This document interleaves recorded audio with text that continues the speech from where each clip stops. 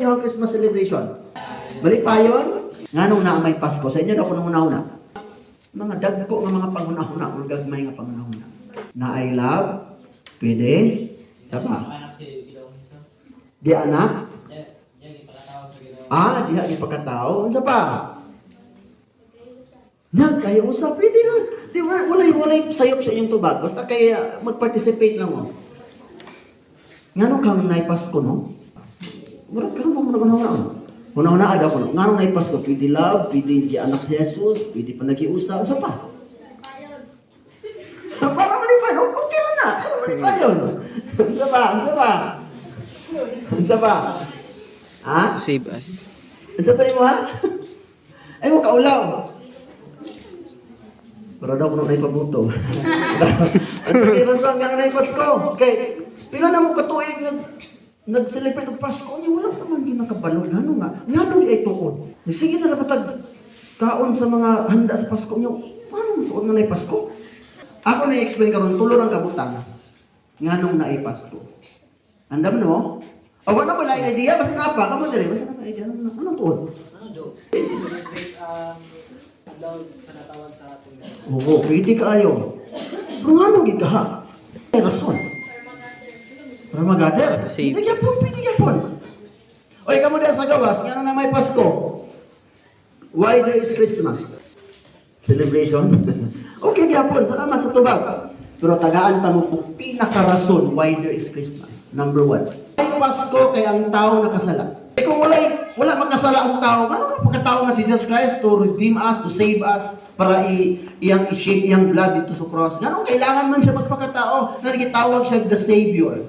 The Savior was born. Because there is sin. Remember Romans 3:10, no one is righteous, not even one. Walay tao, mataro, wala bisan usa. Tanan nakasala. Romans 3:23, ang tanan nakasala o na hilayo sa Dios. Kitang tanan, my son, we are separated from God in the spiritual aspect of our life. Kitang tanan nahimulag ta sa Ginoo. Kitang tanan, kinsa yung unang nakasala? Kinsa? Si Adan. Unya tungod sa kang Adan, nakasala man din ang tanang tao sa tibok kalibutan, maunang niabot ang kamatayon. Kana ang kamatayon is separation from God, eternal damnation. Itawag og silot nga dangatan sa makasasala. Manang number 2 nga reason, there is lake of fire. There is judgment. Kay ang nakasala may impyerno man. Dili gusto ang Dios na may impyerno ta. Dahil pinakasentro gud nganong naay Pasko. Nakalimot ba ang tanan mo naay Pasko tungod man diay kay nakasala. Ano ginaingon nga ngano diay makasala? Magsasala man ang tanan, pero dili man ta diya ka muhunong na may impyerno.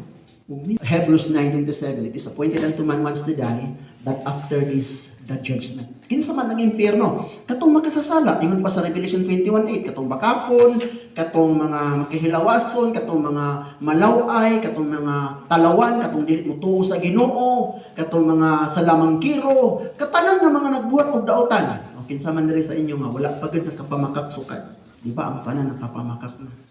No one is righteous, not everyone. Niyang gusto sa Dios nga dili gyud ta maimpyerno ingon sa 2 Peter 3:9. Og dili gusto sa Dios nga naay maimpyerno bisag isa. Inana ta niya kamahal. Kaya abi daw ninyo mga batanon ang impyerno biya gihimo na ng joke sa uban. Murag wala lang. Ngano day nga impyerno.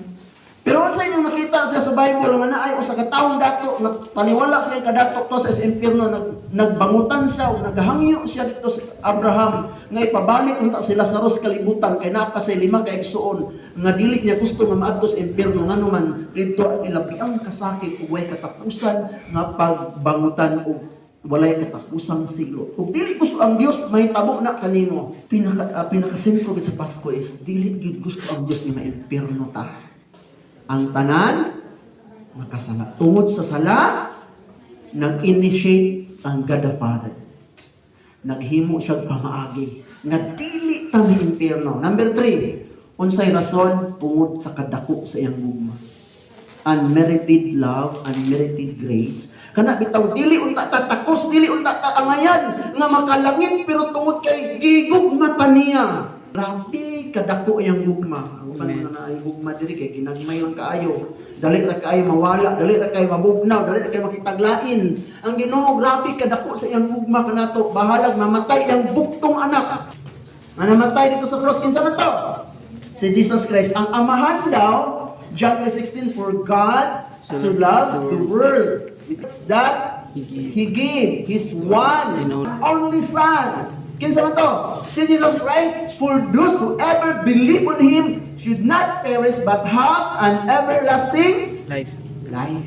Gusto ni Lord tagaan ka og kinabuhi nga walay katapusan. Kinsay gusto ana? Ano ba mo nga ang bayad sa sala kamatayon kanang gitawag impyerno? Romans 6:23, for the wages of sin. Ano sabi ng wages? Bayad. Ang bayad sa sala kamatayon. O ang gasa, kinsa nakadawat og regalo diri karong Pasko. Kadawat mo? Wala. Wala din mo kadawat. So, mudawat mo kung tagaan mo. Ang God the Father nang hatag og regalo karon. Og mao ni ang regalo, Romans 6:23, for the wages of sin is death. Kinsa may namatay para sa atong sala? Si Jesus Christ mo to ang iyang bayad sa atong sala. Siya ang nagbayad. Amen. Amen. Siya ang nagbayad. Unya dahil natin say, human nagbayad sa atong sala. Ito pa iyang tagaan og regalo. Kaya gibayaran niya ang atong sala. Pinaagi sa iyang kamatayon dito sa cross. Naghatag din siya sa ato og regalo. Unsa regalo nga yatag? And but the gift from God is eternal life in Christ Jesus our Lord. Asa daw natumangko ng eternal life? In Christ Jesus our Lord. Gusto mo anang eternal life? Kinabuhi nga wala na unyay kaguol, wala na mga pasakit dito. Ang kinabuhi nga lunlun kalipay. Kinsay gusto magmalipayon? So dapat kaning panagtigom ninyo no, na agyud ni siya impact sa kinabuhi nga karon nakabalo na mo ngano na Pasko. Una, ang tao nakasala. Ikaduha, ang nakasala maimpyerno. Ikatulo, dili gusto ang Diyos maimpyerno kay gihigugmata niya. Love ang ikatulo.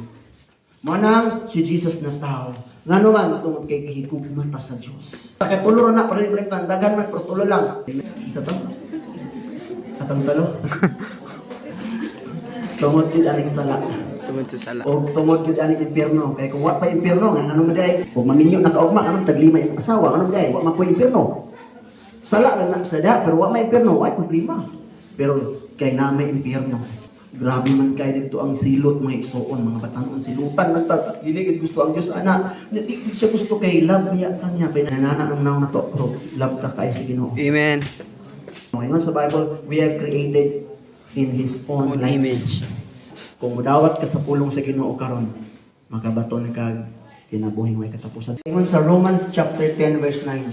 Kung imo daw isulti sa imong baba, Romans 10:9. Kung imo daw tuuhan si Kristo karon, imong isulti sa imong baba nga siya imong Ginoo, maluwas daw ka.